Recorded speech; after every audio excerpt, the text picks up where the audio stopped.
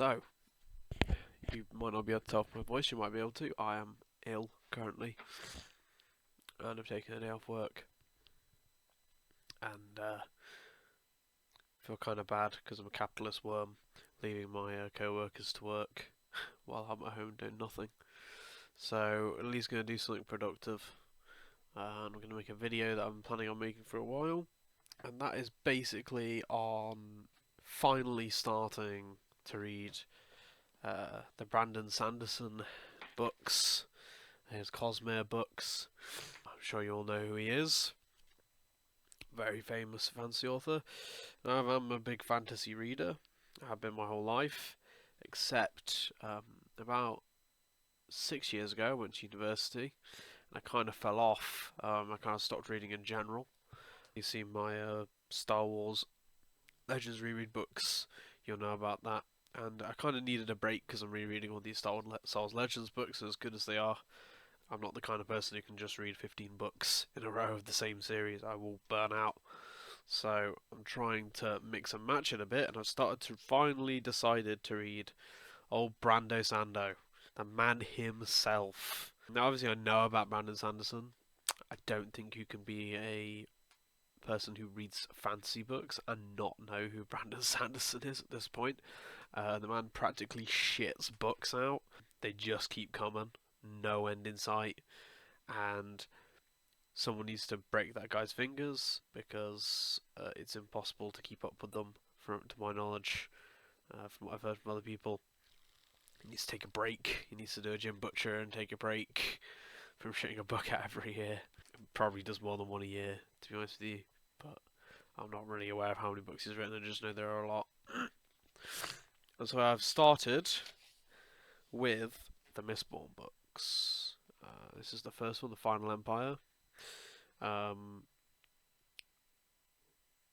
have finished this book, and I have finished The Well of Ascension by the time I am making this video.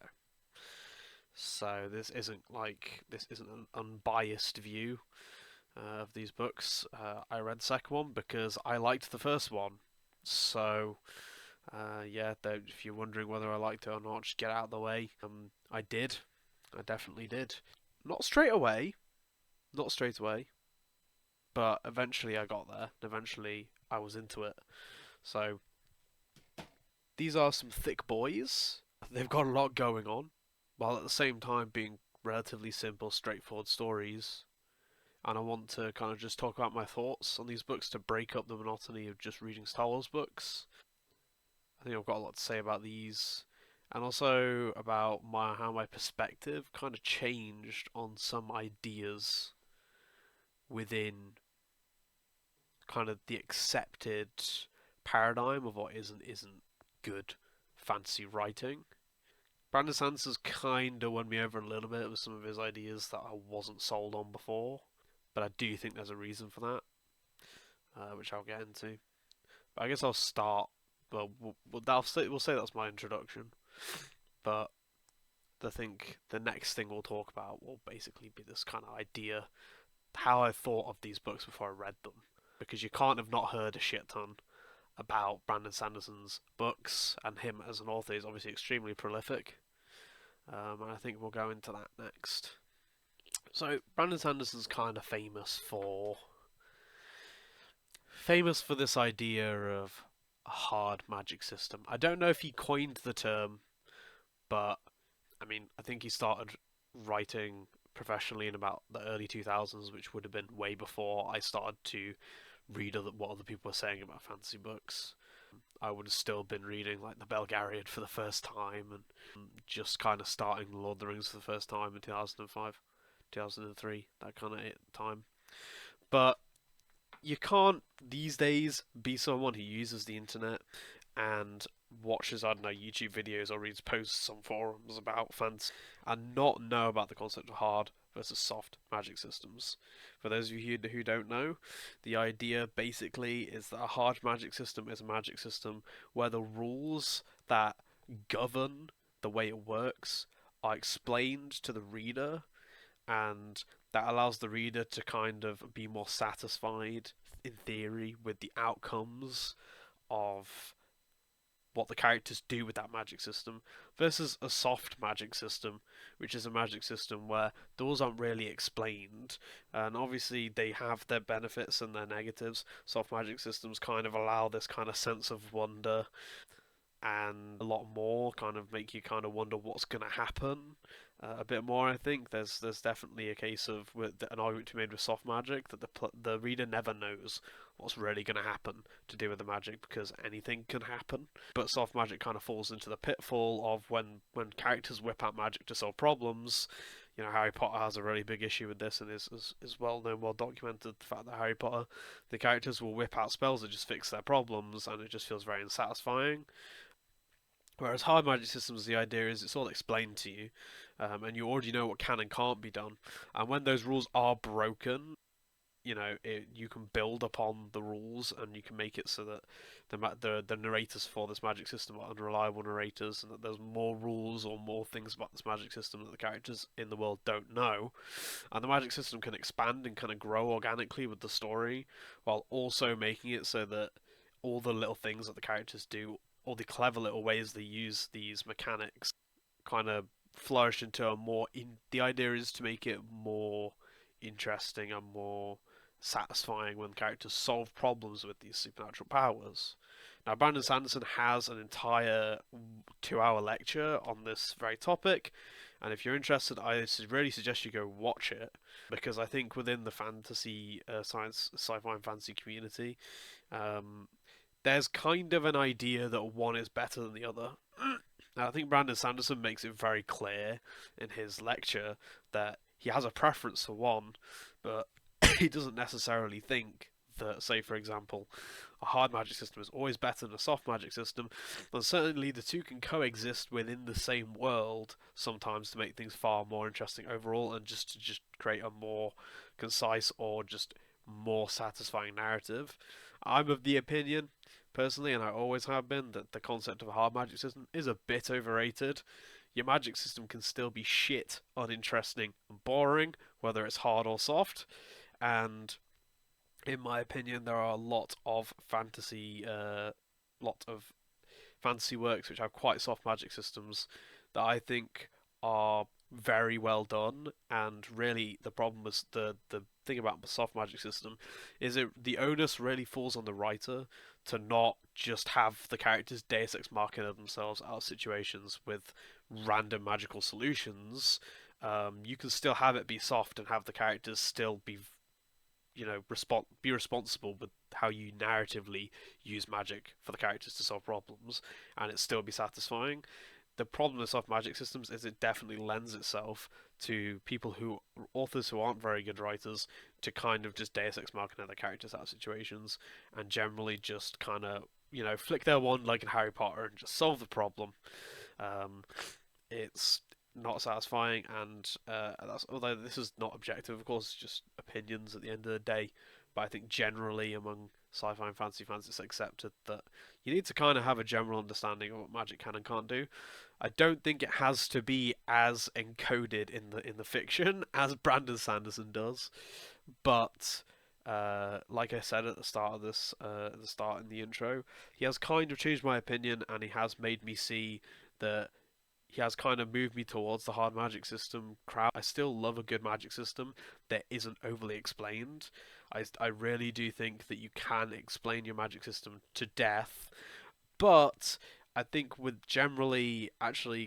come to the opinion that generally within a narrative, within a book as a storytelling medium, a hard magic system is generally going to be better, but it can be too hard. And you can get to the point where there's nothing left for the reader to kind of wonder about, and there's no new things that can be discovered about the magic system, if that makes sense. Whereas I think that the soft magic systems that I tend to be more fond of work better for the kinds of storytelling that I'm most interested in, which is tabletop RPGs, which is how I kind of do my storytelling as a GM for tabletop games, many tabletop games. And for me, a soft magic system works better, because then I can just make sure that I don't do any bad writing with that soft magic system, and then the players have the freedom to do things they want with the magic without feeling too constrained by rules. I think Magic needs rules, definitely, especially when you're talking about the kind of game side of things with tabletop RPG, mainly for balance purposes. But from a narrative perspective, definitely Brandon Sanderson has made me kind of change my mind about it a little bit and has made me see the benefits of a hard magic system. Because before I started reading these books, I knew about Allomancy, I knew what it was. You kind of can't know what I think most people know what a lot of people know what Allomancy is, even if they've never read these books. Mistborn books are well known, even if you've not read them. But that does have a caveat, and that is that I think the reason the hard magic system works so well in these books is just because Brandon Sanderson just writes it really well. And this is kind of going to be an underlying theme throughout what I'm going to say about this book. I think that Brandon Sanderson ultimately doesn't do anything super original or crazy interesting. He's just a damn fucking good writer, and he just makes anything he tries work. And I think that's the heart of writing. Really, it doesn't matter whether or not you got a super soft magic system or a super hard magic system. If you're a damn good fucking writer, you're gonna make it work. And I always point at the example of Jim Butcher, one of my favorite authors, who if you know the story of Codex Alera, which was a series of books that he wrote to prove someone wrong about a writing concept, where basically him and another author were arguing, and that author was saying, you need a good concept for it to be good. And Jim Butcher was saying, it doesn't matter what your concept is, if you write it well, it will be good. And they basically came to this agreement where they put a bunch of terms and themes and ideas in a hat or something like that, and then they drew them all out. And I think he ended up with Pokemon and Lost Roman Legion. And he went and he wrote a series of books that, although had a bit of a rough start, overall became in my opinion, a really great series of fantasy novels. Definitely not perfect, definitely not without their flaws, but a series of books that nonetheless proved the point that he was trying to make, which is a point that I think Brandon Sanderson exemplifies in these books.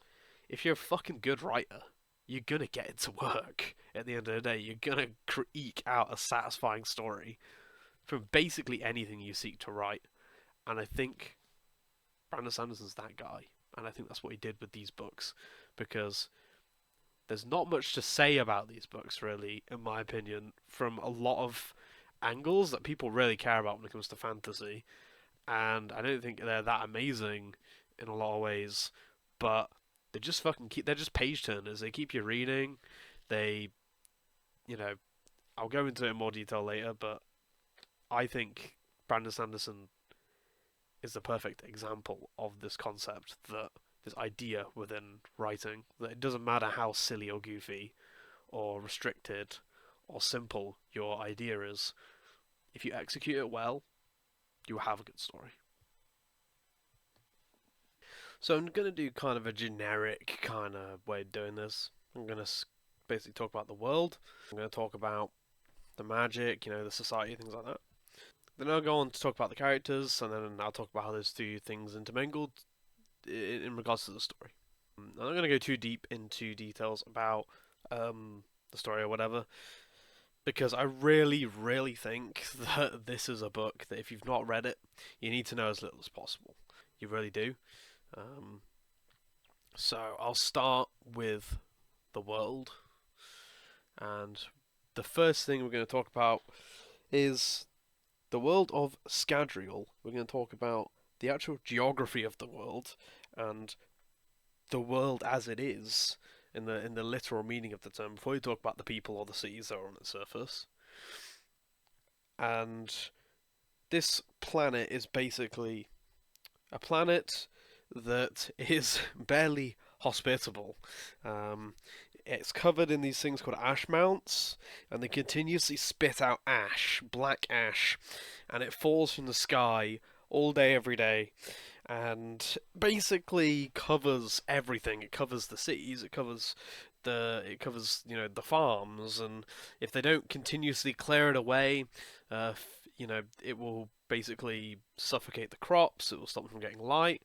And as a result of this, the world's very, very, very, very hard to live in, because I'm sure, as you can imagine, start to grow food, and it's just kind of generally not very hospitable. Water would be hard to keep clean, things like that, because it's just always raining ash, and the sun is red. Now I'm not sure if it's red because actually red. I don't think it is, considering all of the different stories for Brandon Sanderson's Cosmere universe are all set in the same solar system, and I don't know if the sun is red on the other planets. It kind of has, unless there's multiple stars, which I don't know if there are. To be fair, I don't know the actual, astrology, the actual makeup of that solar system. But I know that they're all set on different planets in the same setting, in the same place.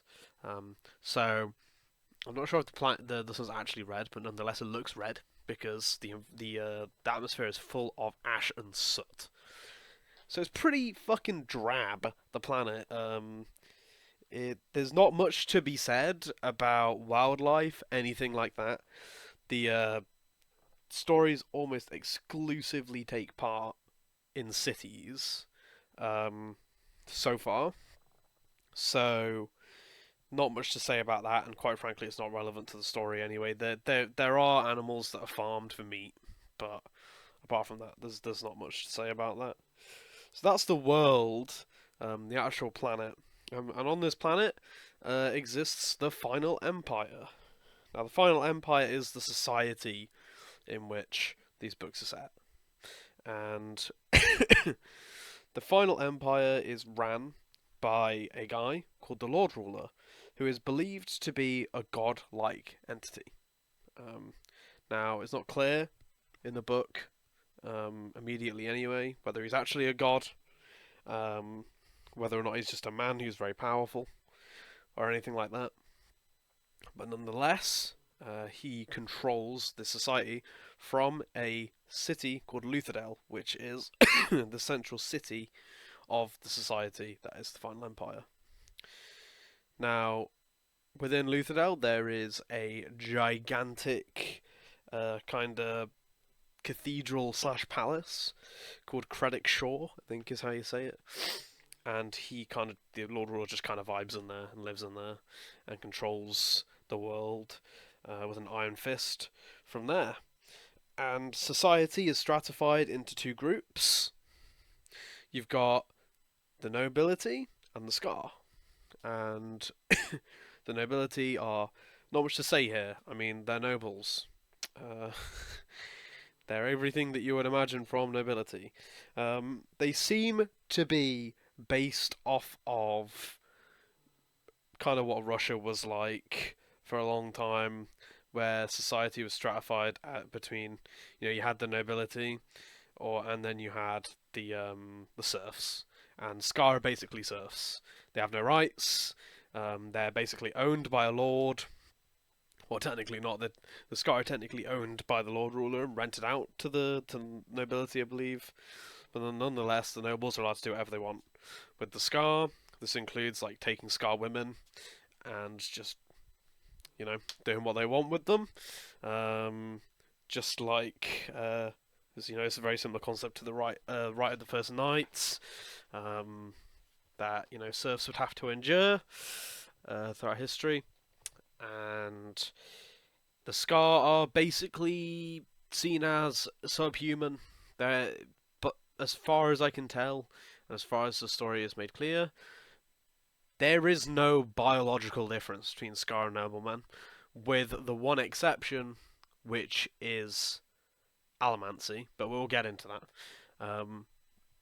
And the Scar basically are, well, like I said, they're serfs. There's not really much to explain to you here. They're serfs. They do whatever they're forced to do. That is manual labour mostly. They scrub the streets clean of ash.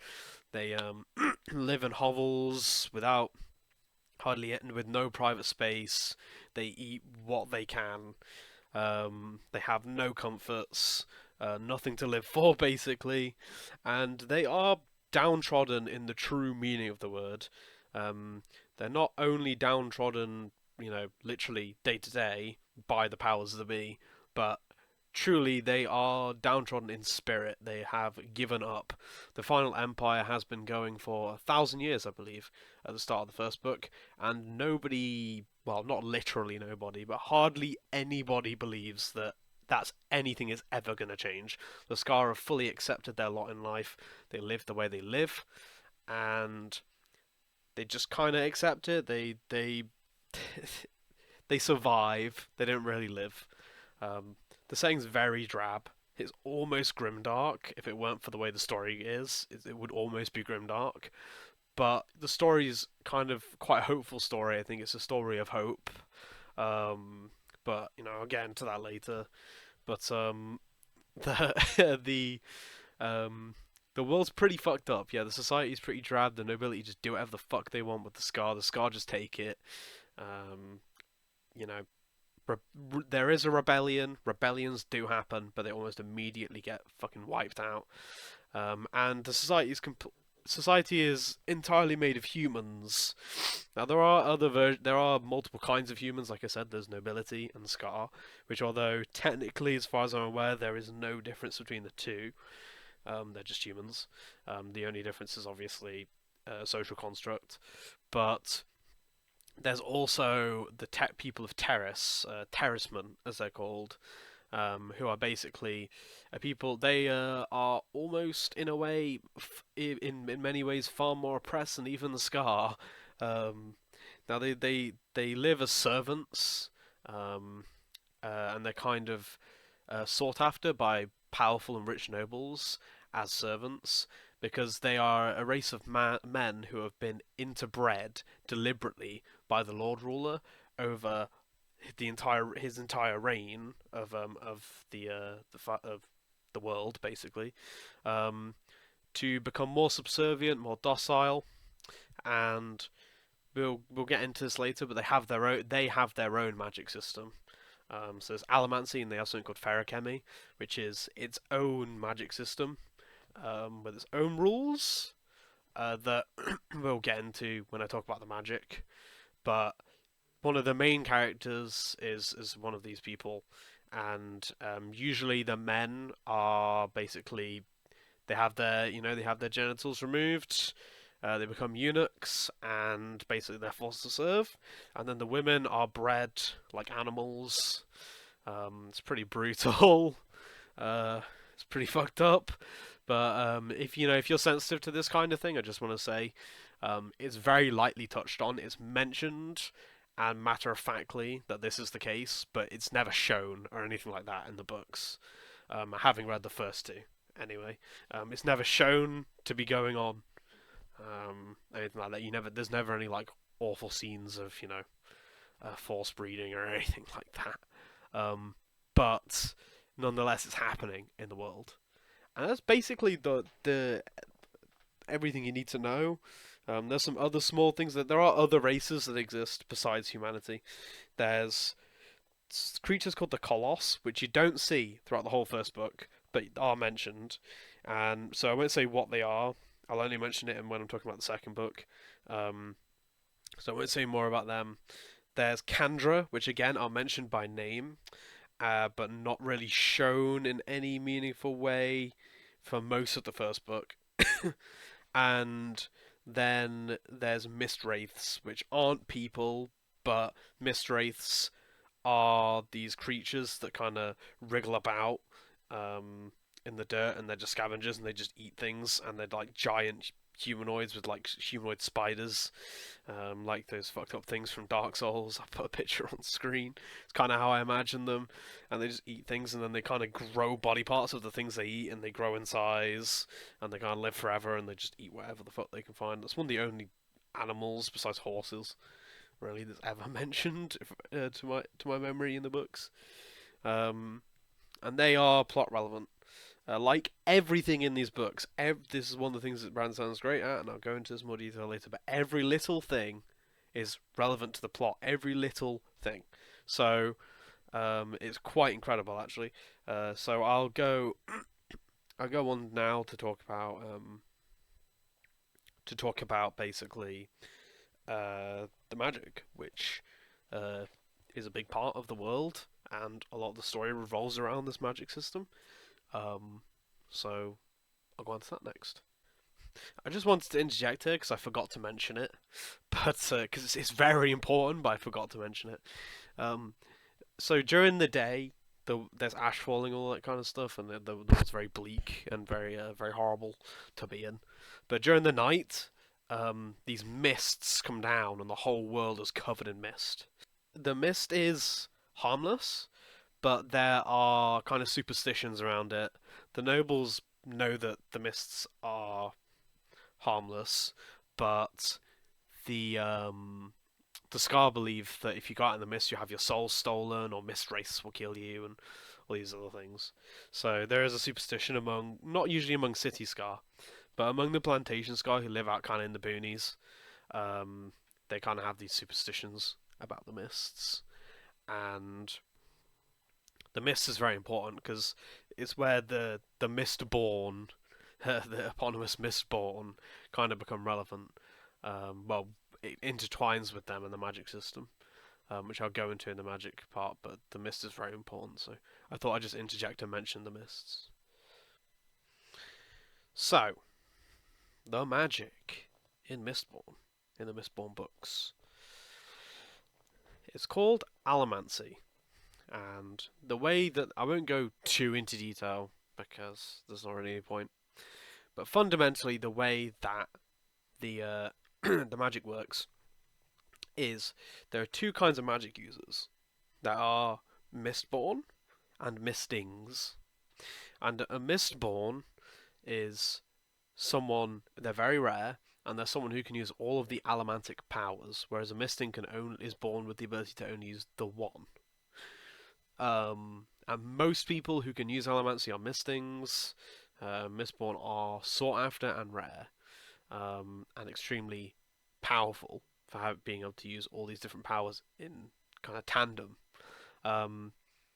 Now, the way allomancy works is there are many metals. I won't go into what metals there are, but for example, one of the metals is pewter, and what you can do with this metal is you can swallow it, and then it'll create like an energy within your body, and you can burn it, and when it burns, it gives you power. Now, it's kind of a sorceress thing, to use the D&D analogy. You know, you've got kinds of magic. You've got kind of wizard-like magic, which is more about knowledge and thought and manipulating energies that already exist, and sorcery, which is about using a power that exists within you, that's inherent to you and part of you. And this is kind of what it's more in that direction, very much so. You're born with it, and when you first use it, it's called snapping. So it's usually like some kind of stressful event. Now I'm sure you're wondering, how can you use allomancy by accident, by snapping, when you have to swallow some of the metal first to use it? Well, the lore explanation for this is basically the metals. The water has trace metal, amounts of metal in it, basically, and so even if you don't have any metal in you, you can use a very small amount of allomancy. Like someone who is a misting who can use pewter might be able to like break a door down once, like a week or something, like with one kind of burst of pewter in the moment. Because that's what pewter does. It gives you supernatural strength, and it makes your body more durable. Now all these different powers, basically, you swallow the metal, you burn it, and while it's burning, you get the benefits of that, whatever that metal does. But you are literally burning it in that it is burning away and will disappear, and when it's gone, your power's gone. You're out of power. So obviously you need to keep swallowing metals to burn it. Now, it doesn't seem to tire you out or anything using allomancy because the power comes from the metal. You burn the metal, and the power is released into you. So in theory, you can use it for basically just continue to use it. This is something that is mentioned in the book I'm currently in, the last book, where kind of the long-term effects of just burning metal non-stop are relevant to the magic system. But I'm not going to go into those now because it's kind of a spoiler. So basically, that's how the magic system works. There are many metals. I'm not going to go into them. Um, there are many, and they all do specific things. Now, fortunately, uh, these metals, they kind of can be hard to remember what does what. So Brandon Sanderson, in his seemingly endless wisdom, has here the I think it's the Ars Arcanum, which has all the metals and what they do. And you can see here different. You have a different name depending on what you can do. So here you can say like so iron, for example, lets you grab a metal, kind of like Magneto, and just yank it, and you can pull things around. Now it has some other mechanics. If say for example if you're heavier than the thing you're pulling, you'll move it around because it's using your body to anchor it down.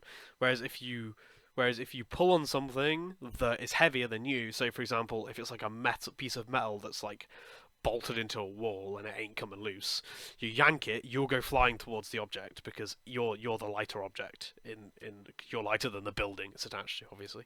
So this kind of mechanic basically allows the characters to do some crazy shit. Now steel is the opposite, which just lets you push metal away from you. Now obviously, for mistings, they can only do one or the other. Now, a misting who is a steel pusher, they're known as coin shots, and the reason for that is because in the world, Mistborn and coin shots will use coins, like the lowest denomination of the coin. I can't remember what it's called. It's like a clip or something. To basically like fire, like so. What they can do is they can hold a coin, flick it in the air, and then push on it, and it will basically become a bullet essentially, and that's why they're called coin shots because they just run around like pushing metal at people and basically just killing people at range, without a need for a bow or anything. A small metal pin will do it, a ball bearing, anything like that, become an effective weapon. Now that's mistings who can only use the one, but a mistborn can use all of them, all of the powers, no matter what they are, and some of them, when you use them together, like pulling and pushing, allow you to do some pretty cool shit. Now, people say Mistborn can fly. They can't.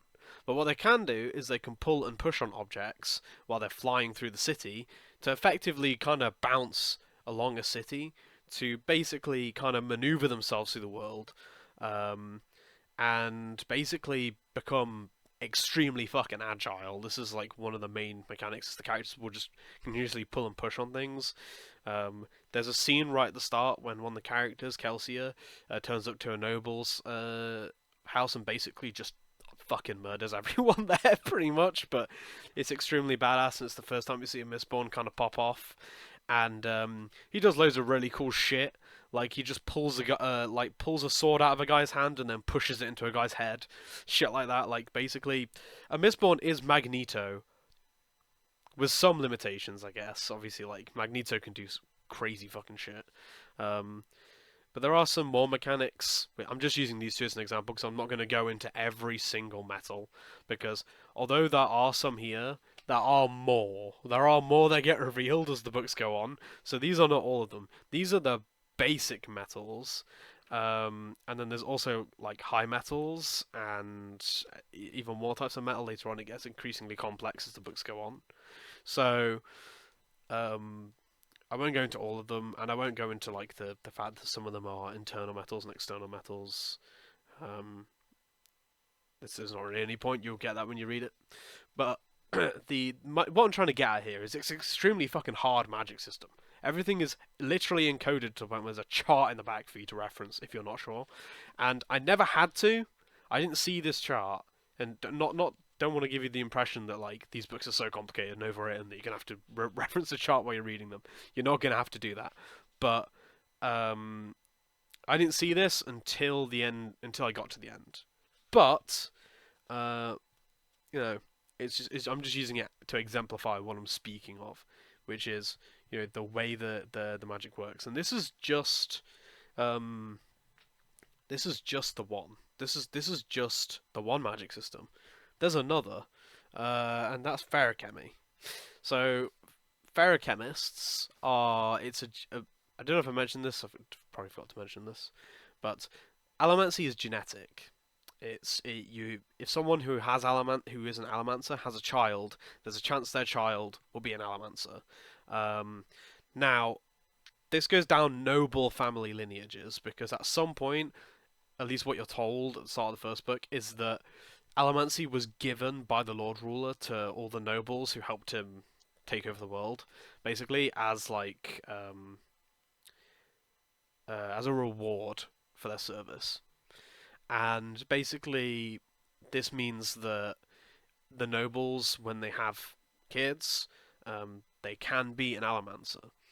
Of course, there's a chance for them to be a Mistborn, very low, and most likely they'll be a misting. I don't want to give you the idea that mistings are common. They're not. I don't think it's ever said like what the percentages of nobility are mistings, but you know it's uncommon. It's a good thing if you have a kid who's a misting, and if they're a Mistborn, even better.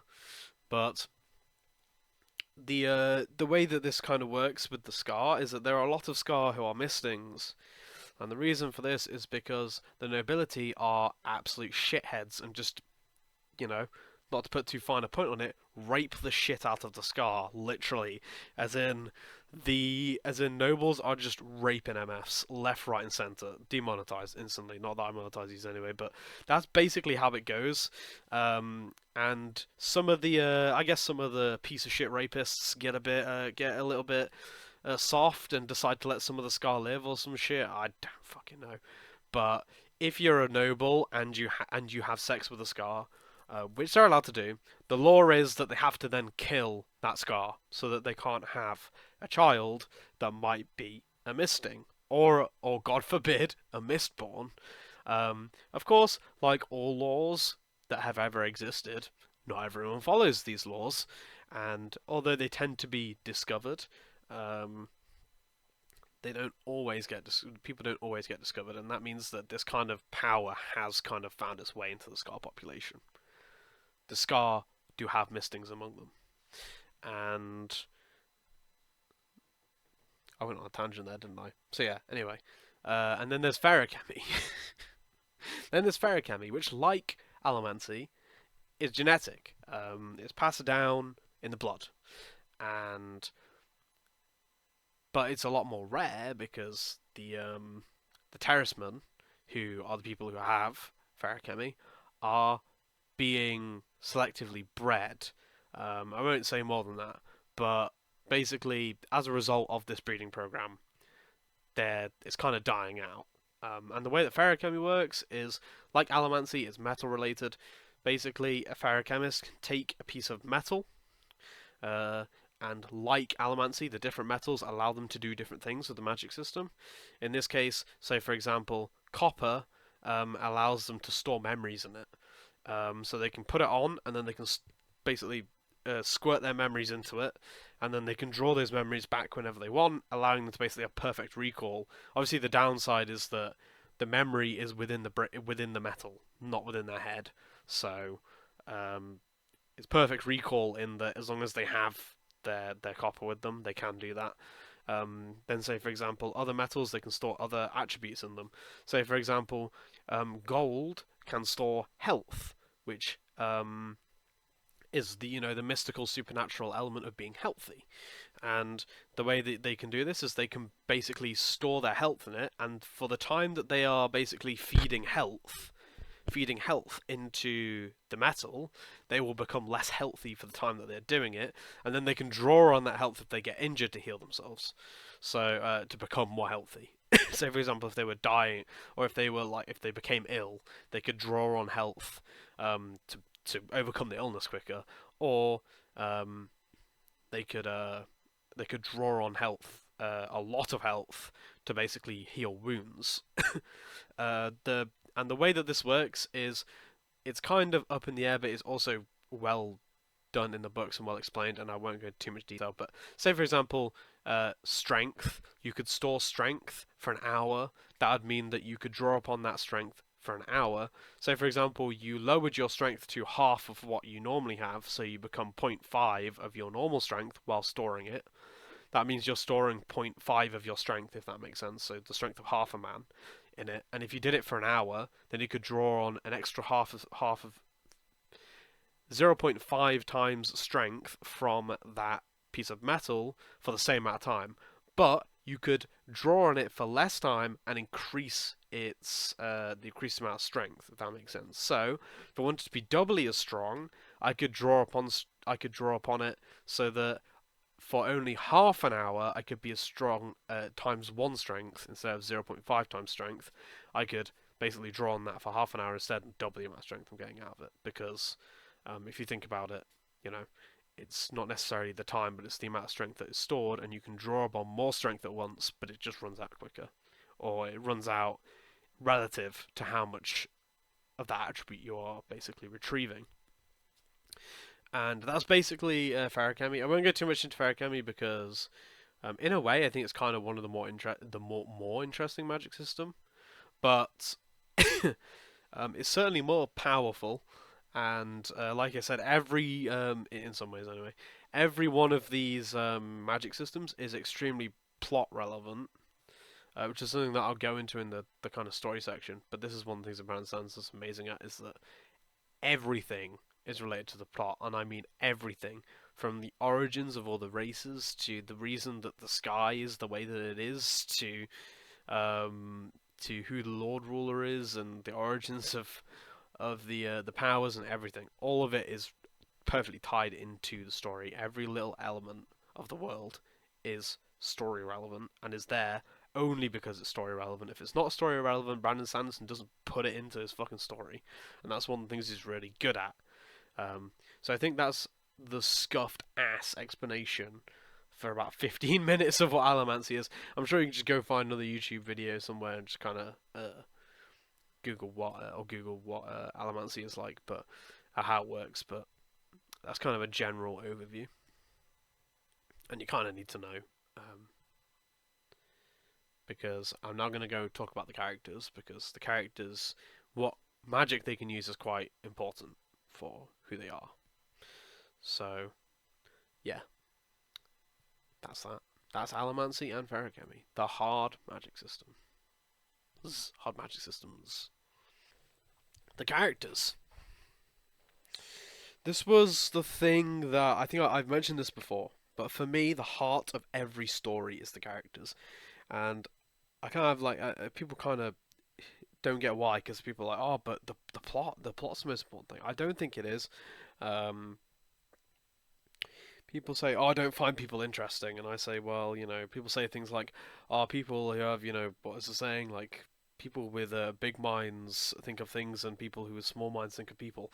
I think that's true. I think the only reason things can be interesting is because people exist, and everything is in context to living as a human and being a human and being a sentient creature. That, as far as we're aware, we are the only sentient things on this in this son of a bitch of a world. And I think, in the same vein, characters are the core of everything, just the same way that people are the core of life. And because of this, I struggled a bit with the start of this book, because I'm going to talk about the main character, Vin, um, who took some time to grow on me. I'll put it that way. Um, so Vin is so in Mistborn, in Luthadel, the capital city of the Final Empire. There, among the Scar, there are basically two kinds of Scar. There's Scar who live an honest life. Honest, not that you can really not live an honest life if you're being oppressed and killed en masse and things like that, but a lawful life who just basically follow the rules. They live, they toil, they die, and then there's the underground, and the underground are Scar who try to make a living by stealing from the nobility, by scamming them. Usually, a lot of the mistings kind of work their way into this kind of part of Scar society because they have powers that they can use to do this. And you might live a better life if you do well in this line of work. You might actually have a decent house with some of the furnishings of the very small amount of Scar who have some money. Um, and basically, this is Vin is a part of this group. Vin is a member of the underworld, the Scar underworld. She's a thief. Now, at the start, it's been a while since I read the first one, so names might be a bit fuzzy. But I believe she's working for this guy called Camon. I think that's how you say his name.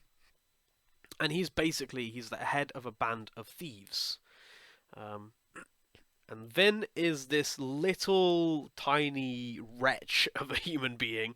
She's a very small girl. I think she's about 15 at the start of this book. And she is abused throughout her whole life. She's raised by her brother who used to beat her. And beat into her head a bunch of edgy and unlikable characteristics and beliefs that, although make perfect sense, do not, in my opinion, was not a good way to introduce your main character, which is my main issue with Vin to start off with. And that is basically the core of her character at the start of the book, is that she doesn't trust anyone. And she has, in the voice in the back of her head, she can hear the voice of her dead brother Reen, basically saying, "You can't trust them. You can't trust anyone. They'll betray you eventually." And basically, that is Vin at the start of the book, and she has a power that she calls her luck that lets her basically get out of situations. But she runs out of luck if she uses it too much. If you know anything about Allomancy, obviously this is Allomancy. She's an Allomancer, but she doesn't know it yet. And she's at the start of the book. She is getting involved in a job, and they're going to basically scam a member who is a member of the Canton of Orthodoxy. So the Canton of Orthodoxy is based. So I don't know if I forgot to mention this earlier. Fuck's sakes. So there is a third group within society in the final empire, and that is the the Steel Ministry, which is controlled by the Canton of Orthodoxy, and basically this kind of third part of society is the Obligators. Now, this is kind of a genius way to control a society, but the way that law works in the Final Empire is something is not legally binding or has not legally happened unless an obligator's heard it, it's not legally happened. So anything from a marriage to a business agreement between nobles to the birth of a child, if an obligator hasn't been involved and has not been informed about it, it has not legally happened. And basically, that means that the obligators know everything. They know everything that's going on, and then they report directly to the Lord Ruler. Basically, they tell the Lord Ruler everything that's happening. So, basically, the way that the law works is for things to have legally happened, they have to tell this, basically, entire part of society what's happened, and then that organization will then go and report directly to the Lord Ruler. So literally the Lord Ruler knows what the fuck is happening, at least among the nobility. And basically, at the start of the book, Vin is part of basically going to be starting a job where she's going to help rob an obligator. And it kind of goes awry, and an Inquisitor gets involved. Inquisitors are basically people who have these massive spikes drilled into their bodies, and they're Mistborn, all of them. They can use all the allomantic powers, and they're extremely powerful. They're very hard to kill, and all these other things. They're basically like the executioners and the Giga Chads of the Canton of Orthodoxy. They are the fist with which the Lord Ruler rules, so to speak. And they kind of keep the noble Mistborn in check. And Scar Mistborn, like Vin. Because Vin is unsurprisingly a Mistborn, since she's the main character in a series of books called the Mistborn books, um, and she doesn't know it, but she is, and this kind of this whole thing goes awry, and the Inquisitor gets involved, and some guy called Kelsier turns up and saves her and recruits her.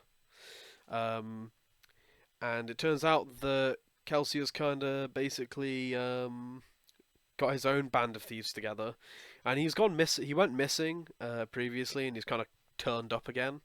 Um, and I'll go into more details about his kind of past and everything. Kelsier is by far and away the most likable character in this book. I think everyone you'll speak to, if you ask most people who their favorite character is in this book, the first one, they're gonna say Kel. He is by far the most likable character, and he is a multifaceted character as well. But we're talking about Vin, so don't get distracted, Tom. Vin, like I said at the start, she's just edgy. It makes perfect sense for her to be that way. Don't get me wrong, but I just cannot get behind her at the start. She's just so fucking unlikable. And all she does is just bitch about people and be like edgy and just not likable. And I'm sure I'm repeating these words again and again, but there's just something about her that really gets under my skin. I was cringing for the she's not introduced to the second chapter. The first chapter is like a prologue thing from Kelsier's point of view, but I was cringing, and I think that this is a bit of a problem because Vin goes on to be a great character. I'm not gonna sit here and slate Vin any longer. She has a rough start, but she really does develop into a great character in her own right. I love her to bits after having finished the second book, as I do most of the characters. But she has a really rough start, and this is why I kind of struggled to get into this book to start off with, because I have to like the characters, or at least have to understand where they're coming from, and she's just cringy to start off with. I'll try and find an example, but she's just like, there's literally a voice in her head saying like, "They'll betray you, they'll kill you, they're gonna kill you and betray you." Yeah, so the very first chapter, so the bottom of, so Vin is like by herself. She's hiding in a hole because that's what she does. Because part of her character is obviously she's been beaten her whole life, and she's surrounded by men that could do anything they wanted to her. So she's kind of survived by making herself look small and kind of come across as like harmless. And staying out of sight, that kind of thing, and being good at running away, proper street urchin shit. But basically, in this case, she's hiding from the rest of her crew, because that's what she does when she's not on her job. She hides from them so they don't rape her. Which is kind of like heavily laid on early in. It's kind of like, oh yeah, they could do whatever they wanted to me. They could rape me at any point, and it's a bit like, I just started this book. But yeah, so one of the lines is, and Vin liked solitude. When you're alone, no one can betray you. Reen's words. Her brother had taught her so many things, then had reinforced them by doing what he'd always promised he would, by betraying her himself. It's the only way you'll learn. Anyone will betray you, Vin. Anyone. And this is just like a repeated thing throughout the first book. She just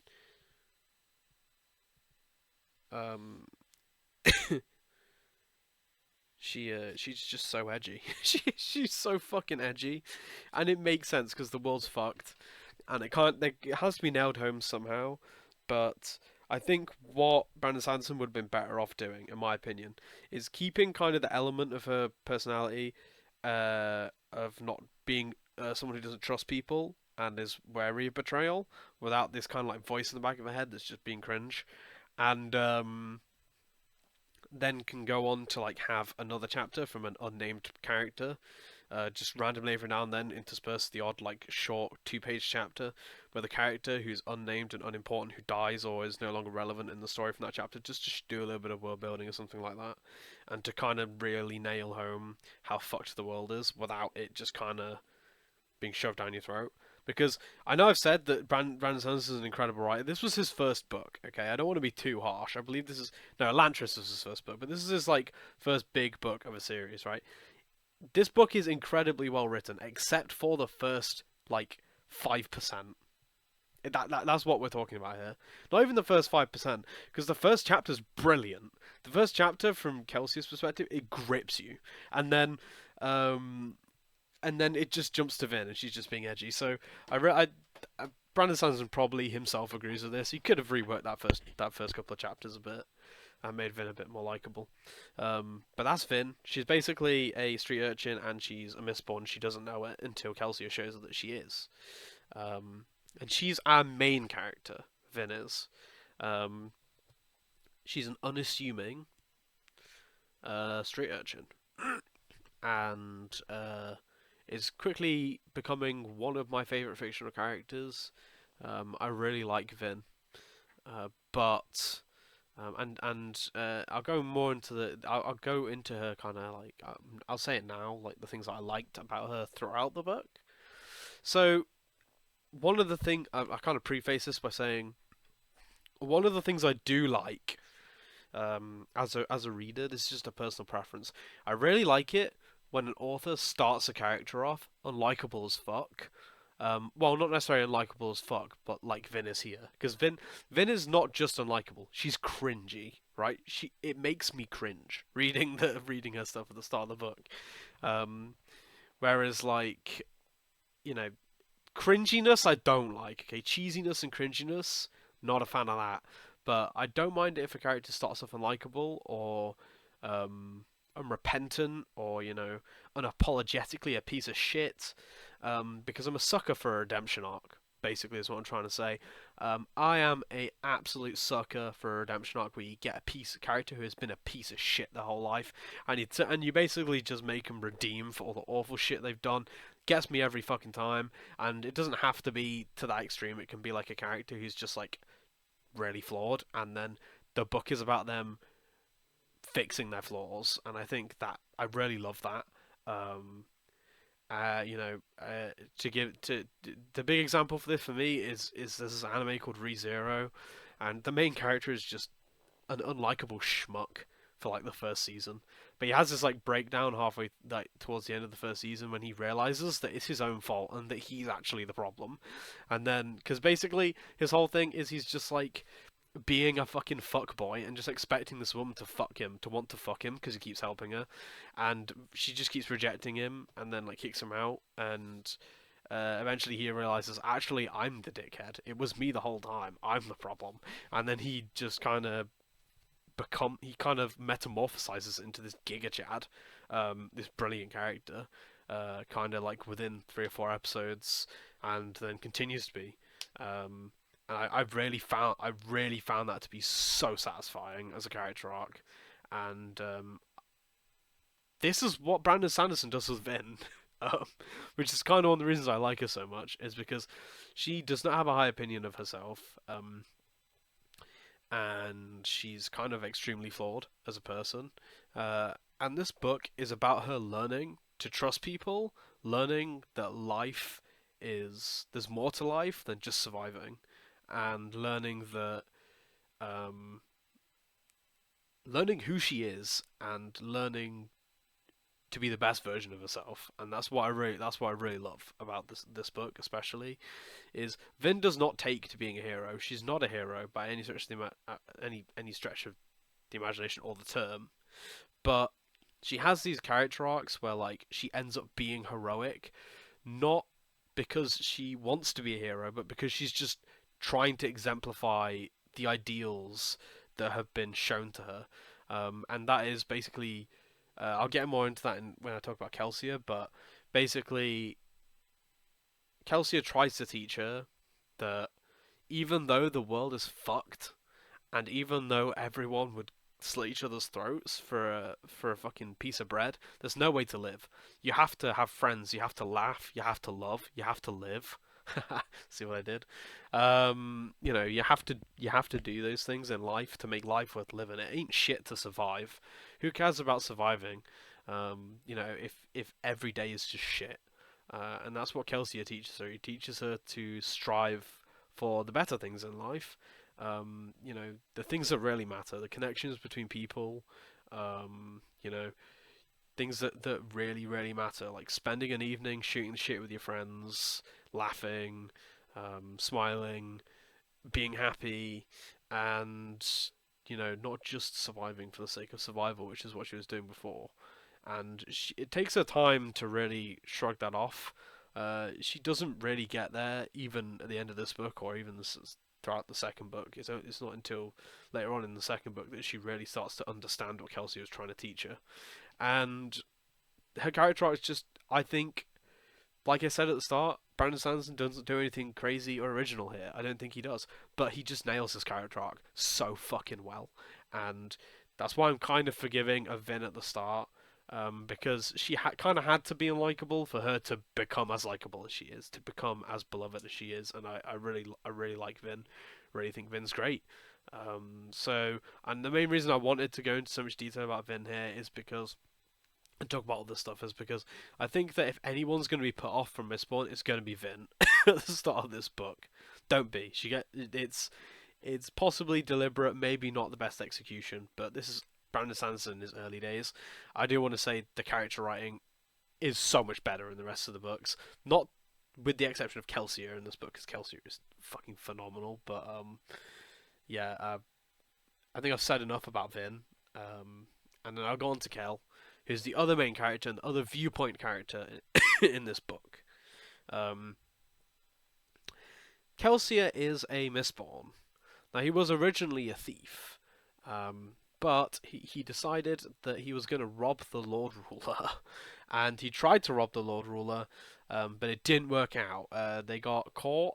Someone within their group betrayed them. Now, they think that it was Kelsier's wife, Mare, who betrayed them for the Lord Ruler and told them the plan so that they would get caught.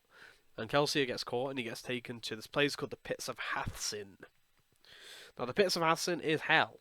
It's pretty fucked up. I mean, it's kind of a trope that you would get the get all of the miscreants, all the people you don't like in society, and you chuck them.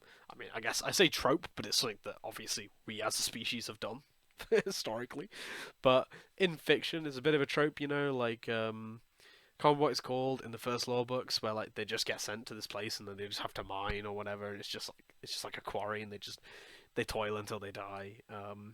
It's basically that, but on fucking steroids. So in most places, you would basically get sent somewhere. Like in most fiction, it'd be like, oh, you get sent somewhere to mine rock for the Empire for the rest of your life, and then you die alone. No, it's so much worse. You go to this place, and then it's a mine where they mine something called atium, which is one of the important metals. That I won't go into details about that, but it's an important, very important metal for allomancy, and it grows in these geodes, and if you use allomancy near atium geodes, they explode. So you can't mine them by just using allomancy to just pull all the metal from inside the quarry to you. But so as a result, they use basically criminals basically poor Scar and I'm sure some nobles, to basically go down there and yank it out. Now they have to find a geode every week. If they find a geode that week, they get to live for another week. So they just go find it. They do be finding the atium until they die. And atium's particularly horrible to get because you have to climb down into the rock, and then it's in these like crystalline tunnels which are full of loads of spikes and horrible bits of like crystal, and when you ram your hand in there, it just cuts you all down your arm, and your arms are just covered in wounds, and it's painful, it's awful to do, and you have to do this non-stop until you die. And Kelsier, at some point while he was in the Pits of Hathsin, he snapped, and he found out he was an allomancer, and a Mistborn at that, and he escaped. And Kelsier, before he went to the Pits of Hathsin, was a bit of a he's a bit of a like wacky like larger than life character, but originally he was a selfish, basically selfish motherfucker who only cared about money, and that's why he became only cared about being the best thief and things like that. But his times in the pits changed him, and he's become an idealist, and he wants to free the Scar from their oppression. So basically, he basically rounds up his old friends who are all part of his thieving band, and basically the plot, his goal is to pull off the world's greatest heist that the final empire has ever seen, and in doing so, spark a revolution and overthrow the Lord Ruler. And that's basically what this book is about. And Kelsier is kind of the heart of it. He's the one who's pushing it and making it happen. Um, and Kelsier as a character is different from most Scar. Most Scar don't trust anyone. They kind of like they're wretches basically, but not their own fault. They are that way because of the world around them, obviously, because of the world they're in. But Kelsier is different. Kelsier is not like that. He repeatedly says things like how he was betrayed by his wife and sent to the pits of Hassan. And he says in the books, he says, if I had the choice of loving my wife and being betrayed, or having not loved and have not been betrayed, I would choose to love. And that's one of the things that I love about that's great about Kelsier. And again, that's not a unique storytelling thing, but he's kind of like Carmina from Gurren Lagann, if you know what that is. He's that larger than life mentor that just is just done so fucking well, and he himself is a flawed character. He's not. I know I'm kind of making him sound like he's just like this perfect guy who like has these great ideals. He's not. He has his flaws. He hates the nobility with a passion to the point where it is a point in the books that not all nobles are evil. Some of them do want to change things for the Scar and make the world a better place. Kelsier doesn't care. He will kill all the nobles. He does not give a shit. If you're a noble, your head's coming off. He is a mass murderer. Like he goes into like noble households, and the nobles will have guards who are Scar, and he will just see them as sellouts and just kill them. And he's an idealist, and he's become almost too idealistic. I think it's, in my opinion, everything he does is pretty much justified. I mean, you can't oppress a population and rape them en masse and all these awful things that the Lord Ruler is doing and not deserve to get killed en masse. I mean, anything the Scar do at this point is just self-defense, but it's that awful. And I think Brandon Sanderson was trying to make Kelsier seem a bit morally grey from the things the other characters were saying. I think if you're realistically, there's no moral ambiguity about whether or not nobles are evil. But there are a small percentage of them. But cue that Muhammad Ali speech where he's talking about white people and how they treat black people throughout history, and where he basically makes the analogy that, yeah, sure, I'm sure there are a lot of white people out there who are nice, but I ain't never met one. And, say for example, if, one in a thousand, what was he said, rattlesnakes, I think it was, were good, and there was thousands of rattlesnakes coming towards his house, he wouldn't open the door and let the nice ones in and close the door to the bad ones. He's just going to close the door, you know what I mean? It's the same kind of thing. It's like, how would they know who are the good ones and the bad ones? Unfortunately, that's just the reality of the situation. And I think that, these ideas are very well written in a way that makes you think. And these characters, Vin, who does not trust and refuses to trust and is this kind of wretch of a human being, and Kelsier, who's this idealist and someone who and big thinker and dreamer, they make a great duo because he makes Vin to be more like him, but Vin doesn't go too far like he does. She kind of synthesizes the beliefs of different characters to make this kind of better ideal, a better worldview than just Kelsier has. She doesn't mindlessly take on his ideals. She doesn't agree that all nobles should be killed without, indiscriminately. But those are basically the two main characters you need to know about. There is the rest of the thieving crew. most of which are boring one-dimensional characters that are barely touched upon, quite frankly, with the exception of a few. There's also there's Ham, who I quite like. Dockson has like one glimmer of depth at one point in one of the books. And there's a bunch of others. There's Spook, who is more important. Well, he's called Spook later on, but I can't remember what his name is in the first book. He gets a nickname later on. There's I'm trying to remember their names, but most of them are just very forgettable, and they're kind of don't they serve a purpose in the background. They're doing other stuff for the revolution. But like I said, Ham is great. Spook is great. Two side characters that are great. Dockson's okay. Oh God, I forgot. I can't believe I forgot to mention him. Breeze, who is one of the members of the party who gets some viewpoint chapters in the later books, and is, in my opinion, one of the best characters in this series. Really, really well written, in that you think he's one way, and then you read books chapters to his perspective, and it gives you kind of more of a view on what he's really like, and why he does what he does. And I can't finish this section without talking about Sazed, who is the Terraceman, who I think most people would I think a lot of people probably would think he's their favorite character at the end of the first or second book. Fucking Sazed, he's just such a good boy, and he's a great character. He's a mentor character, like Kelsier, and he's just fucking great. I'm not going to go into what he's a talisman. He's the ferrochemist main character in these books, and he's a scholar, which is extremely important because of how the story works. I'll go into that in more details in the story section. But overall, great cast of characters. I have to say, overall, the characters that really matter, great characters for this book. And oh, my dog's looking at me. He wants attention. And you're not gonna be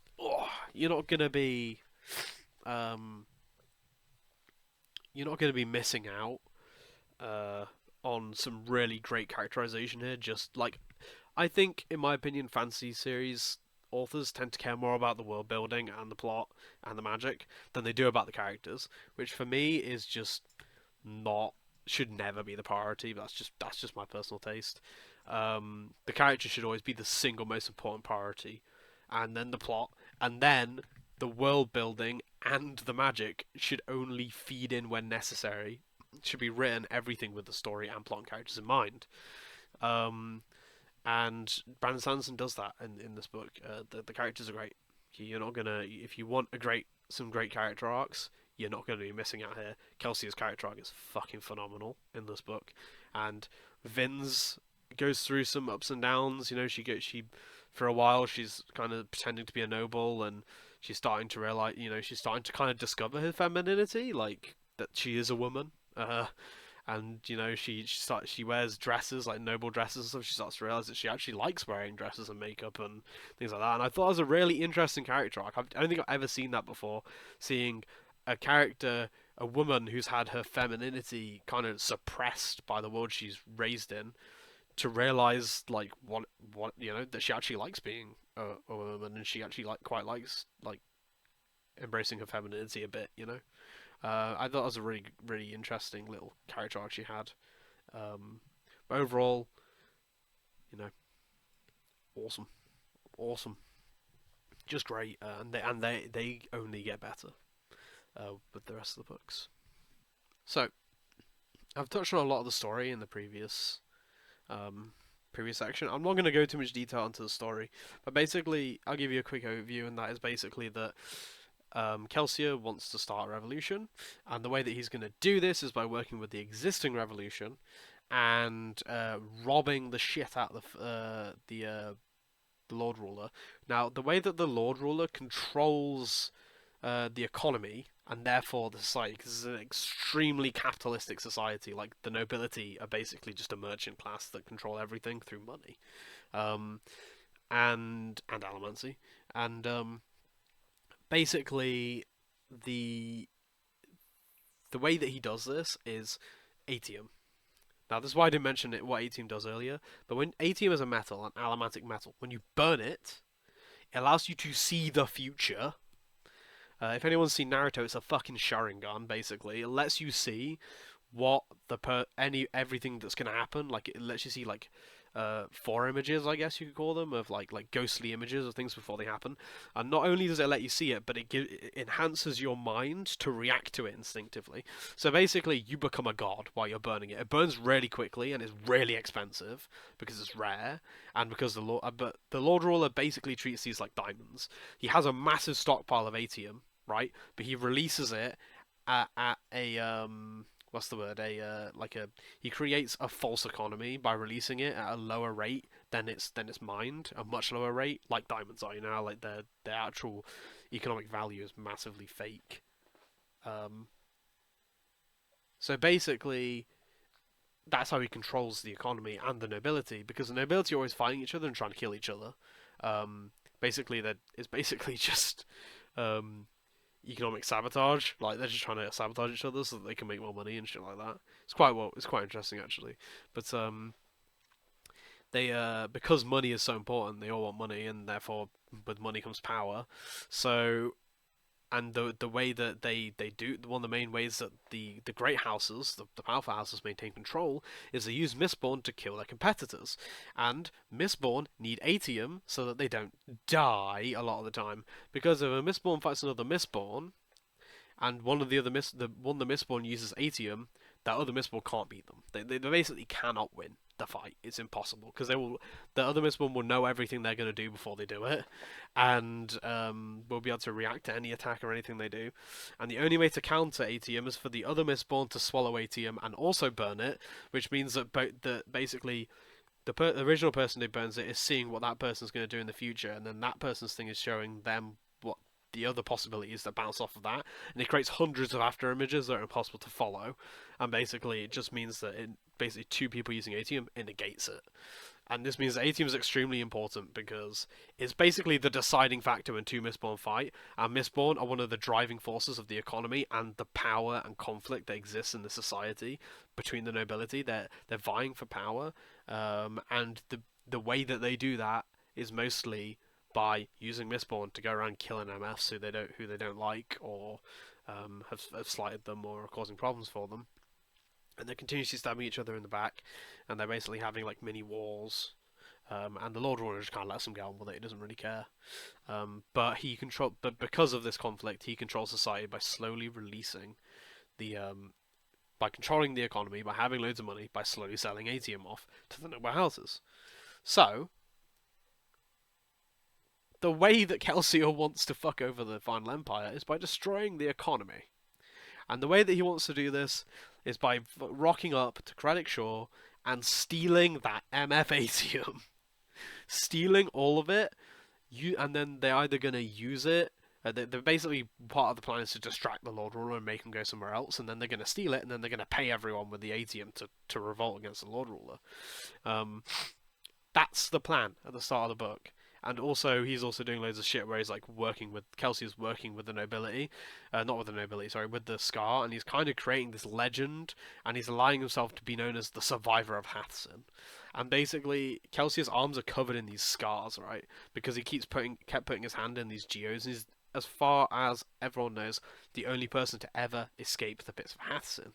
And these are extremely like memorable scars, like hundreds of lines that go down his arm, right? And he kind of creates this rumor that there's this like messiah, you know, this man, the survivor of Hathsin, who's escaped and will like save the Scar, and he creates this mythology, and he kind of basically manipulates society to become a godlike being in the minds of the Scar, to give them hope, to give them the means to revolt against the Lord Ruler. And this is one of the ongoing conflicts in the book, and it's all very well done.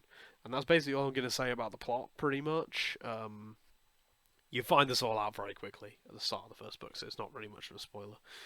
Not that you should really be watching this in detail if you plan on reading these books without spoilers. But the so the plot is great by itself. Now, it would be fucked up if I didn't mention these. So, at the start of each chapter, let me get an example. Don't lick it, dog. So, that's a bad example because it's at the bottom of the page. This is a minor gripe I have with these books. They just start the chapters in the middle of the page. I hate this. If you have a new chapter, start a new page. Start a new page. I should be able to look at the top of the. Stop licking me, dog. I should be able to look at the top of the pages to look for the chapter number if I want to find a chapter, right? Instead, I have to pay attention to the whole page, and I don't like that. Anyway, it's just a minor thing. But anyway, I guess probably to save on page count because these are thick ass boys. But yeah, so you see this chapter here. It has at the top this little excerpt here, which is in italics, right? This is extremely important. You want to read these. You want to read those. Make sure you read them and you try and understand them, because in all of the Mistborn books, these little excerpts at the start of each chapter form kind of a miniature narrative, which basically folds into the main plot twist for each of the stories, and it's so fucking well done. It's so this when I finish this, I have to say about the plot in this book. I don't know what people call it. It's like the Sanderlanche or something like that. Brandon Sanderlanche, like Avalanche, Sanderson Avalanche in his stories, where it's like his stories reach a point where the plot momentum is just an unstoppable boulder that is rolling towards its conclusion. And these books, it's fucking true. It's real. It's real. And because this book, until I finished it, I would have said this is like a 7 or 8 out of 10. You know, if I was going to give it an out of 10 score, which I don't really like using because it's reductive and all that shit, but if I had to, I would. You know, an 8 out of 10 is good, in my opinion. Really good. But the ending of this book, the last 10th of this book, is a fucking 12 out of 10. Is a 12 out of 10. And to read it. Just get to the end, because the last 10th of these books are fucking incredible. Honestly, like Brandon Sanderson knows how to write a fucking ending. He knows how to write an ending, I'd say that. You know, Jesus, the endings in these books, they're hype. They're hype, and you would be doing yourself a disservice not to read these books, I think, if you're a fan of fantasy. Even if you're not a big fan of the characters and all the other things going on, please, the endings of these books are so good. And the thing is, he gives you all the information you need. He gives you all the information you need to work out the plot twists. I didn't work any of them out, but then when I did work them out, I went back and I read all these little excerpts at the start of the chapters, which I'd already read, but I wasn't really putting them together. And I was like, holy shit. Holy fucking shit. Holy fuck. I've never read a series that does anything like this before.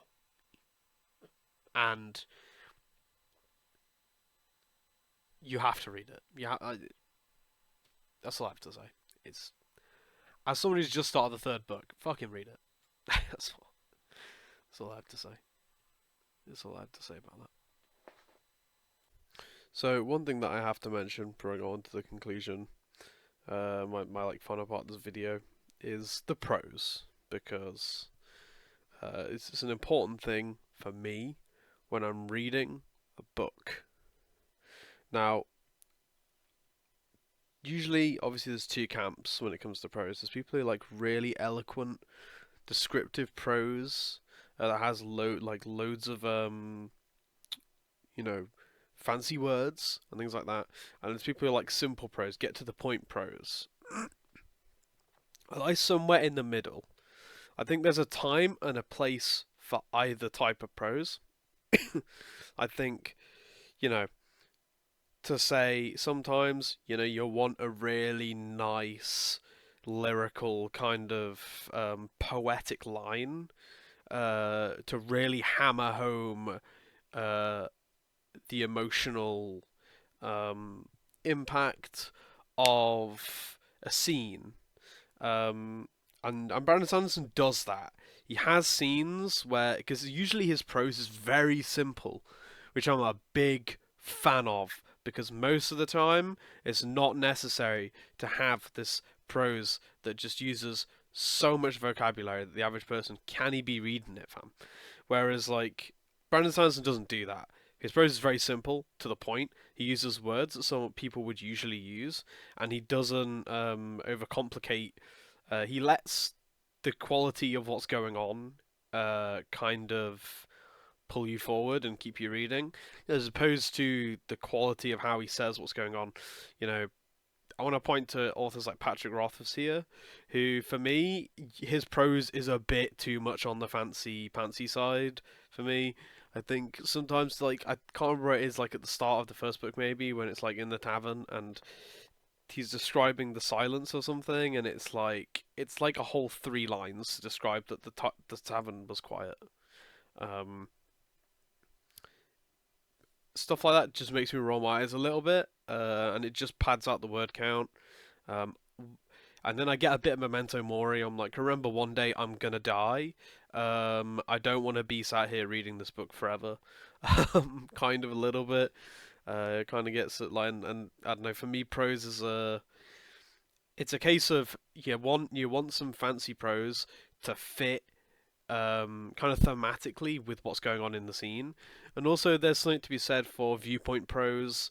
If you if you're seeing it from the perspective of a character who's just a bit of a simpleton, use simple prose. If it's from the perspective of a character who's like a noble, an eloquent, a bard, something like that, maybe you can use a bit of fancy prose to really get in the headspace of that character.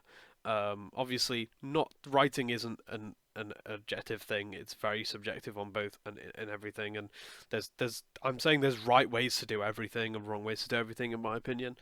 And for me, Brandon Sanderson's prose is brilliant. It's very simple. It's to the point, but also sometimes he'll have lines in it that are just so fucking poetic, while also being using generally quite simple vocabulary. And there's another author who I want to point out for me, who I kind of harp on about a lot, who is Jim Butcher, who I think is also really good at this. And his action and his general things that are going on are very simple, and his prose is heavily in the head of the main character because his books are from the first person perspective.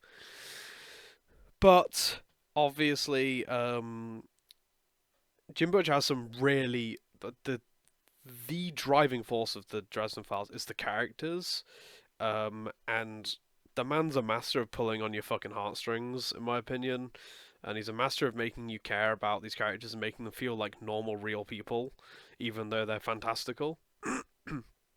And by basically making all their problems generally normal people problems, even if they're caused by fantastical origins. And that's one of the things I really love about his works. And Harry, I think, is just one of the most interesting main characters in fiction, just because of how well written he is, from within his own head, and how he's just continuously evolving as a character. But one of the things that Jim Butcher does so well, and I'm gonna spoilers for Changes, which is the big Dresden Files book. Even if you're on the fence about these books, do not listen to this spoiler. Okay, skip this.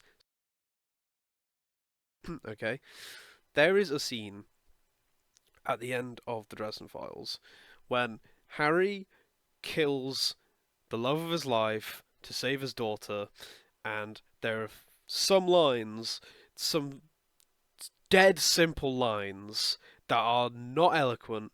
They are not using extended vocabulary. They're very simple, and they are some of the hardest hitting fucking lines in fiction, in my opinion. And that's really how you got to do it. I think that's a master writer really knows how to do that, regardless of whether or not they're using fancy prose or simple prose. And Brandon Sanderson's in that camp. Brandon Sanderson for me is the same kind of dude. He's like Jim Butcher in that respect. So, the prose, I just want to say it's great. Fundamentally, what I'm trying to get at here is it's great.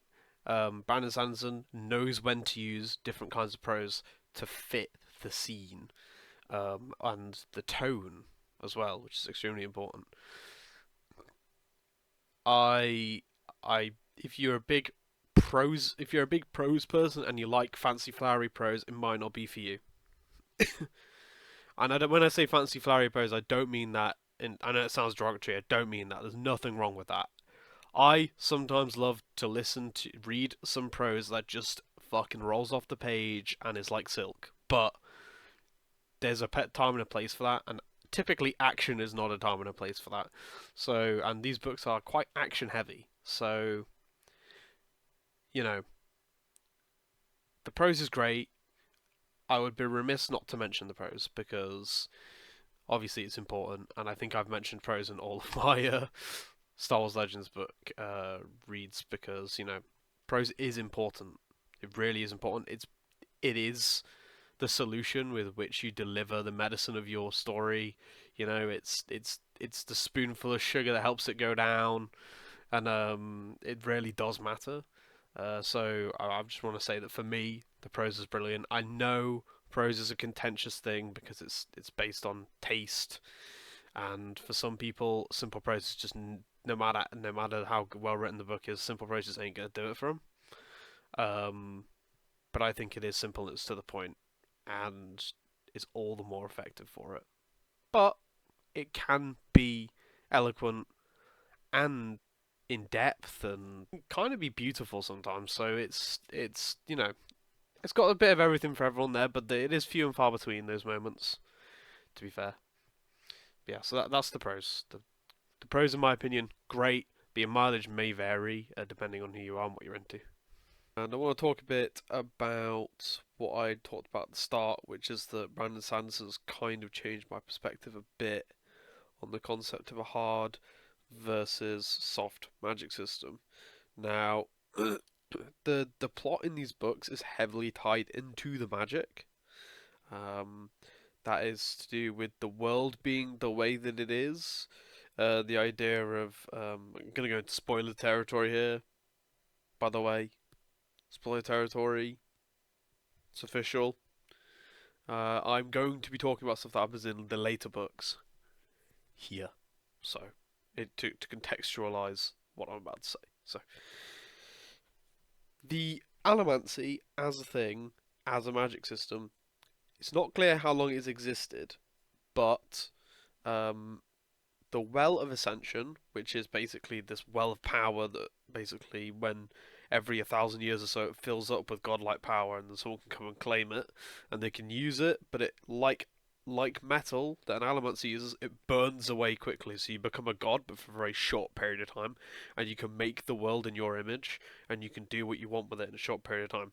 The reason Scadrial is fucked in the way it is because the Lord Ruler made it that way because he was trying to destroy the mists.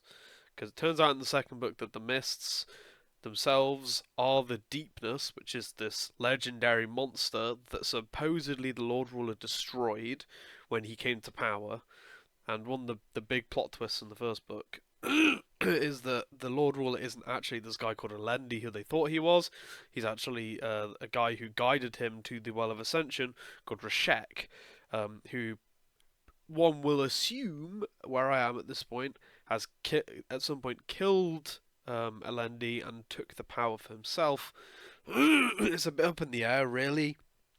At this point, what actually happened at the Well of Ascension around the Lord Ruler's ascension to godhood. But when he became a god, he moved Scadrial closer to the sun, because Scadrial used to be like Earth. It used to be covered in green plants, and it used to be a planet of natural beauty. It used to be an Earth-like planet. But eventually, he moved it closer to the sun, so that the sun would, the increased heat from the sun would wipe out the mists, because the mists don't like heat. It's like their weakness. They just dissipate. It's why they can't come indoors. And basically, the way that and this caused a knock-on effect of other problems, because Rashek wasn't a god, but when he became a god, he developed godlike understanding, but it was just an academic understanding, still not a practical understanding. So he still made mistakes every time he made a change to the world. So he moved the the world close to the sun, and in doing so, the planet became too hot, so he created the ash mounts to spit out ash, which protected the planet from the now much harsher rays of the sun. It was like a buffer for the sunlight. And this is what I mean when I say everything ties into the magic system, because allomancy comes from this godlike power that existed in the Well of Ascension. Now, I'm not 100% sure about what's going on with this godlike power, because at the end of the second book, Finn goes in there, she gets it, and she's tricked into giving up that power. And basically, I'll talk about this more when I talk about the second book. And basically, she releases it into the world. She wasn't supposed to do that. She was supposed to keep it. Nonetheless, that's what happened, and she released a power called Ruin into the world, which is presumably just trying to fucking kill everything, trying to destroy the world. But it also seems there might be an element that's opposite to that. The book keeps mentioning something in these little excerpts at the start called Preservation, which one would assume is another godlike entity or power. At this point where I am, this is my assumption, of kind of equal power that is of an opposite motivation or element or something. Basically, it stands in metaphysical opposition to Ruin, one would assume. And I'm not sure whether or not allomancy comes from Ruin or Preservation, or Feruchemy comes from Ruin or Preservation. At the point where I am, the one of the viewpoint characters is a Kandra, and he does mention that they're of Preservation, and humanity and the Colossus and all these others are of Ruin, apparently. But it's not really clear whether or not that's true, or that's just something they believe. Which at this point in having read the Brandon Sanderson books is an extremely important distinction, because all of the people in the worlds of his book, this book series of books anyway, are not to be relied upon in terms of their academic and objective understanding of the world. There is always another secret. There is always another thing that is not known, that the people of the world could not know, because they lack the information, the critical information to know. And this is one of the things that Brandon Sanderson does so fucking well. These little excerpts at the start of every chapter will reveal a secret about the world, which has a knock-on effect that will reveal loads about the magic, about the people, about the reason the culture is the way it is. All these other things, everything ties into one, and it just unravels beautifully. And this is why I think the hard magic system works really well in this case. Because I don't think most writers have the writing chops to pull this off. I don't think most writers have the writing chops to pull off everything tying so perfectly and so well into the story, from the world to the magic to the characters, to the point where he can have it all hinge on one. Where you can have it all hinge on one reveal, and then just knock everything over, and then just rebuild it from the ground up, or rebuild it or change it organically based on your understanding of the hard magic system. Say, for example, new rules will be introduced, like fucking the Colossus, for example. The Colossus can be controlled with allomancy. That's how the Lord Ruler controlled them. And also, the Lord Ruler made the Colossus using a form of magic called hemalurgy, which is all to do with like killing things and transferring their power to other beings. And he made the Kandra, and you can control the Kandra with allomancy. He built this weakness into them so that he could control them. And basically, these things only become revealed and become part of the magic system as the story beats are revealed and the characters realize these things.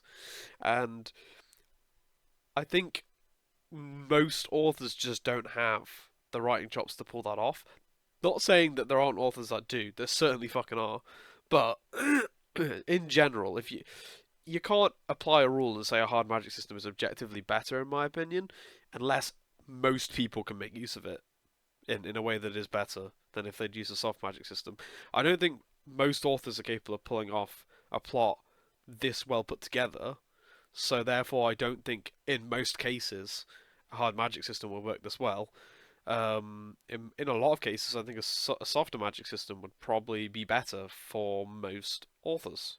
And, you know, I think if you can pull it off well, it's great. Allomancy's limited in what can and can't be done, and in that respect, it can be a bit boring. I think. Uh, for me, I like there to be a lot of magic, like multiple magic systems in a world. I think it's cool. I like that. I think if you're doing a big epic fantasy world and everyone's just using the same kind of magic, that's kind of boring. I like it when like different cultures may have their completely different takes on the same, on like the same magic, or maybe they're completely their own version of magic, that is built around their culture and their kind of theological and cultural tendencies and beliefs. I think that's great. And I don't necessarily think a hard magic system will lend itself well to that. Not saying it could always be done, but I think, you know, sometimes a softer magic system for me is just more interesting. I just find myself more immersed in that world when there's more to wonder, you know. Um, but nonetheless, uh,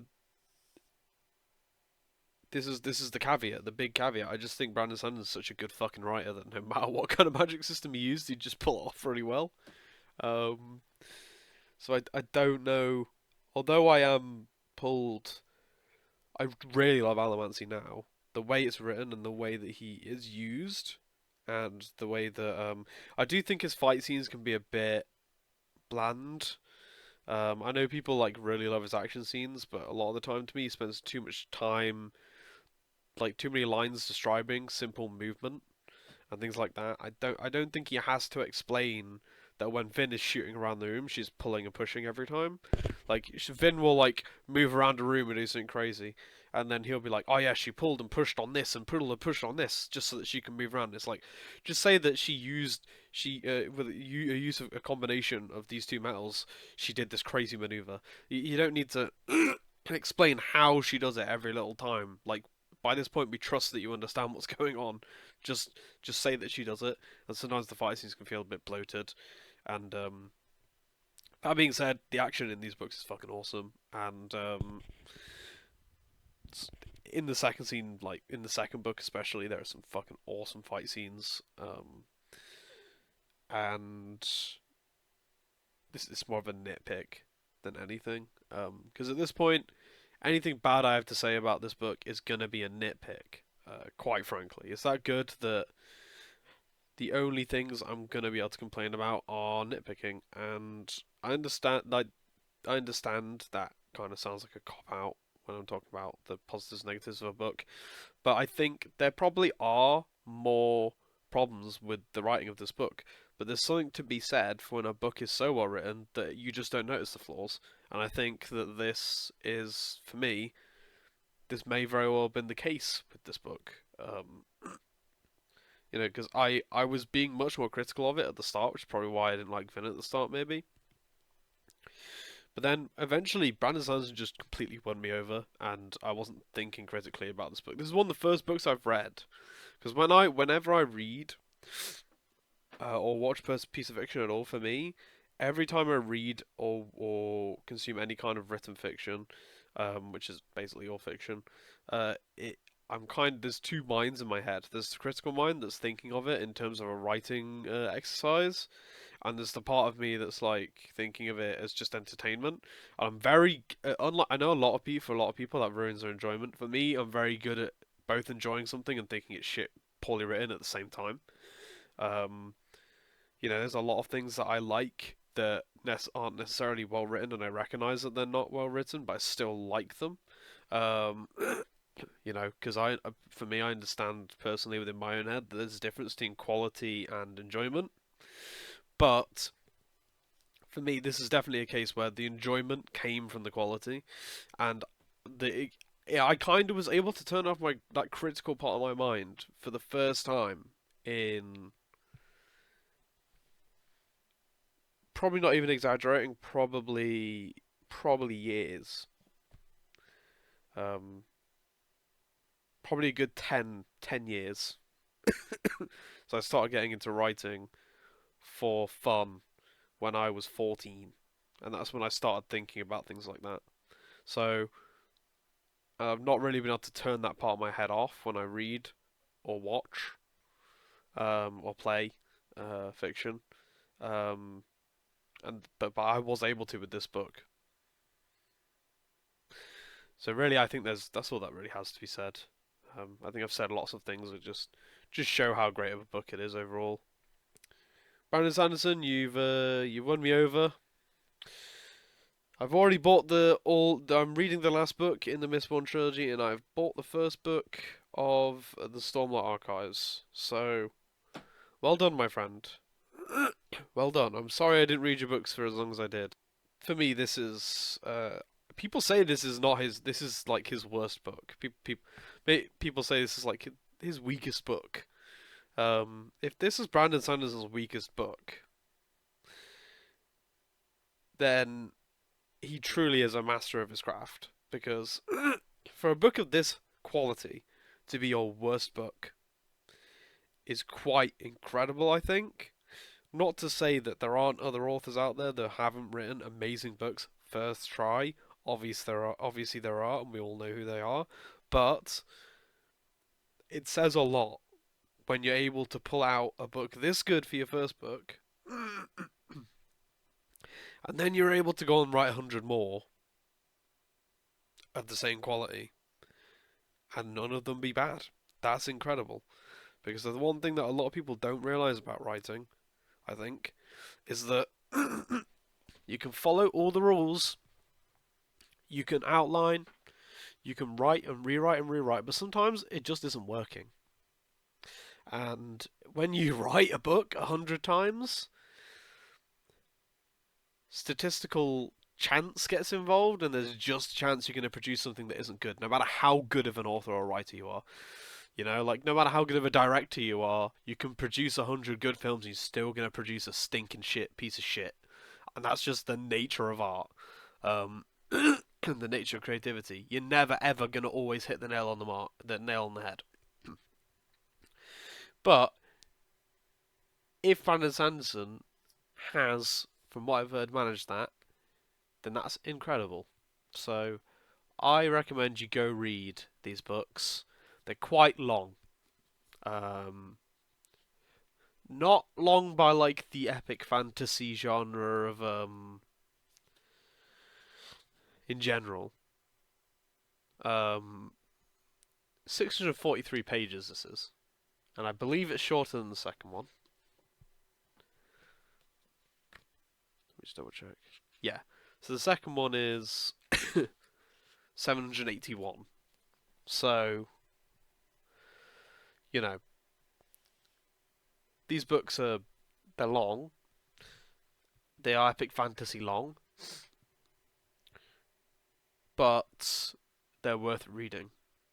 And each one is its own, I think, its own encapsulated story in a way. And although they interconnect heavily, I think even if you just read the first one, you'll find yourself reading the second one. Because that ending though. Yeah, that's where I'll end it. So I'm officially reading Brandon Sanderson and his works. I'm officially getting involved. I know I've got a lot ahead to read, which is bad because I also have to read the rest of Joe Abercrombie's books, and I have to read the Legends books, the ones I want to anyway. So I'm going to be kind of stuck for a while, and you know, that's a lot to read. I'm getting through it, and I don't know if I'll make a video on all these books, but maybe I will. But they're a lot to make a video on, so maybe I'll just make a video on the trilogies. But then they'd be really long videos. This one's pretty long already. So we'll see. We will see. Yeah. Go read the Mistborn books. Go read The Final Empire is the first one. If you haven't, it's a damn good fucking book.